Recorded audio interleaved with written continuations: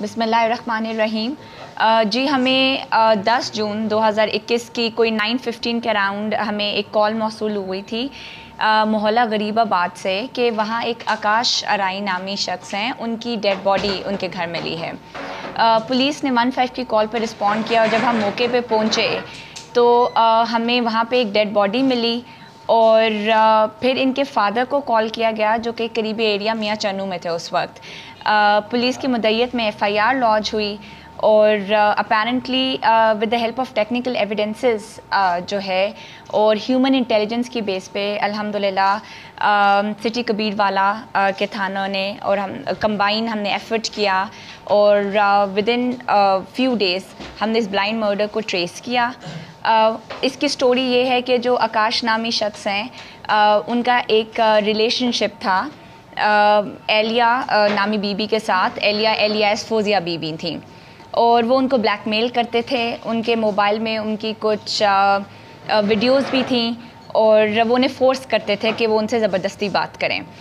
इसी रंज पे एलिया ने अपनी भाई को बुलाया था जिनका नाम था बाबर अली सुहेल। इन दोनों ने प्लान किया कि हम 9 की रात या 10 की सुबह 4:30 बजे के करीब ही उनके घर गए और उस वक्त आकाश अपने घर में अकेला था। इन्होंने पहले उसके सर पे 2 डंडे मारे जिसकी वजह से वो बेहोश हो गया और उसके बाद एक ग्लास श्राड से उसको कत्ल कर दिया। पुलिस ने वेपन ऑफ ऑफेंस भी रिकवर कर लिया है, वो डंडा, वो ग्लास श्राड, मोबाइल भी आकाश के रिकवर किए गए हैं इनकी पॉइंटेशन पे और जो है बीबी वो जुडिशल हो गई हैं और मुलजिम हमारे पास मौजूद हैं। शुक्रिया। अच्छा मैम, एक चीज़ ये बात हकीकत है कि वो आकाश जो मकतूल है वो ब्लैकमेल कर रहा था उस पूरी फैमिली को या उस लड़की को, उनसे कोई पैसे भी ले चुका था, इस तरह के कोई शवाहिद सामने आए? जी बिल्कुल, हमने इनके जब टेक्निकल एनालिसिस किए तो इनका और उनका आपस में रब्ता साबित हुआ है और जो थोड़ी ह्यूमन इंटेलिजेंस भी की गई तो इस बात पे है कि ये बीबी को फोर्स करता था कि वो उससे बात करें। जब वो force, because she was married, इनके 3 बच्चे थे, तो जब वो बात नहीं करती तो इस बात पर उन्हें थ्रेटन करता था कि आपके हस्बैंड को बता देंगे एंड मोस्ट इंपॉर्टेंटली उनके घर पे पत्थर मारता था कि वो बात नहीं करता था। तो ब्लैकमेलिंग का आंसर बिल्कुल है।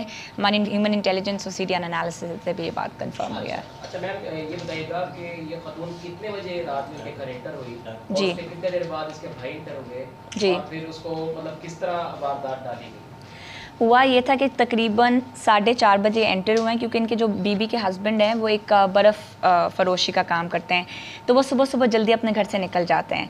तो ये तकरीबन 4:30, 4:15, 4:30 के अराउंड इनके घर एंटर हुई हैं और जब उसने दरवाज़ा खोला, घर के एंटर हुई और उसके पीछे इनका भाई एंटर हो गया और उन्होंने इसके सर पे डंडा मारा। तो उसने कोशिश की कि मतलब वो रेजिस्ट करे, लेकिन बीबी ने उसके हाथ पकड़े और एक दूसरा डंडा मारा तो वो सेमी अनकॉन्शियस हो गया और उसके बाद इन्होंने ग्लास श्राड मार दिया। मैडम जो मोबाइल से और तस्वीर भी फिल्म वगैरह मिली है किसी और ख़वातीन की? अभी ये कबल वक्त है कहना, मोबाइल नंबर पे उनके राब्ते हैं लेकिन इट्स अभी जो है उसका हम फोरेंसिक्स करा रहे हैं। पिक्चर्स ऐसा सच नहीं है लेकिन हमने उसको PFS से अब सबमिट कराएंगे और उसका फोरेंसिक्स कराएंगे ताकि हम इस चीज़ को ज़्यादा डेप्थ में जा सकें। देखें जी, जिस तरह का हम माशरे में रहते हैं, बिकॉज़ वो बीबी को ब्लैकमेल कर रहा था तो अपने घर बचाने के चक्कर में अपने हस्बैंड को ऐसी बात नहीं करी थी और भाई को बताने का मोटिव भी यही था कि ये शख्स उसको ब्लैकमेल कर रहा है तो इसको थोड़ा मज़ा चखाएं और इसको रोको कि मुझे ब्लैकमेल ना करे ताकि मेरी बात मेरे हस्बैंड तक ना पहुंच जाए और फिर बात जो है वो यानी उनकी सेपरेशन या उस तक ना पहुंच जाए। अच्छा, उसके खामन कोई इल्म नहीं था इनके तमाम ख़वात अपनी बीवी के इस वाक़े का, मतलब ब्लैकमेल का कुछ पता नहीं था? इससे पहले एक दफ़ा एक मोबाइल रिकवर हुआ है जो कि आकाश नामी शख्स ने बीबी को दिया हुआ है, लेकिन बीबी ने उसको डिनाई किया था और इस घर में इस बात पे इनकी लड़ाई झगड़ा भी हुआ था। लेकिन अगर हम कहें कि कत्ल में खामन का हाथ है या वो बिल्कुल नहीं है, बिकॉज उसको कोई आइडिया नहीं था और उसको ये भी शक ज़रूर था लेकिन यकीन नहीं था कि उसकी बीबी किसी और को ब्लैकमेल हो रही है और इस तरह की बात। तो ये प्लान दोनों बहन भाई प्लान कर गए थे कि उसको मर्डर करते हैं? जी, इन्होंने थर्सडे को ये प्लान किया था, जब मारने से एक दिन पहले ये प्लान हुआ था। मारने का इनका प्लान नहीं था, इनका प्लान ये था कि हम जो है ना इसको सही मज़ा चखाते हैं, थोड़ी लड़ाई शराई करते हैं, इसको रोकते हैं। लेकिन जब 2 दफ़ा इन्होंने इसको मारा, वो सेमी अनकॉन्शियस हो गया तो इन्होंने कहा कि अब अगर ये होश में आएगा तो हमारे नाम ले लेगा और ये पुलिस में चला जाएगा और फिर हम बिला वजह जो है ना वो गिल्टी प्लीड हो जाएंगे। तो उन्होंने कहा इससे बेहतर इसको मार देते हैं ताकि ये बात इधर की इधर ही दफन हो जाए।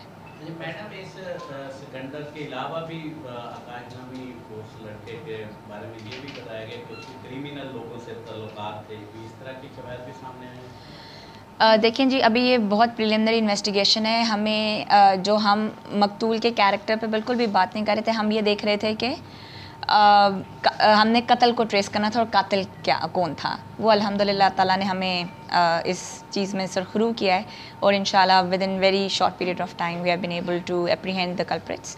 ये ज़्यादा इंपॉर्टेंट बात थी हमारे लिए। अच्छा मैम, आईजी पंजाब की जानब से भी जो बेस्ट इंटरोगेशन कर रहे हैं इन्वेस्टिगेशन ऑफिसर्स, उनको रिवार्ड भी दिया जा रहा है। तो उसमें बकायदा इंस्ट्रक्शन दी जा रही है कि कोई भी ऐसा मतलब तफ्तीश में कमी पेशी ना हो जिसके बायस मुल्ज़मान को कोर्ट में फेवर मिलती है और मुल्ज़मान जो रिहा हो जाते हैं।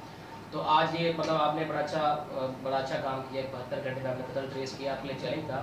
तो आपकी तरफ से स्पेशल इंस्ट्रक्शन दी गई है इन्वेस्टिगेशन ऑफिसर को कि कोई भी ऐसा सेगमेंट या कमी पेशी तफ्तीश में ना रखी जाए जिसके बाद जो है मुल्ज़मान जल्दी जो है वहाँ से रिहा हो जाए या जान छुड़वा है।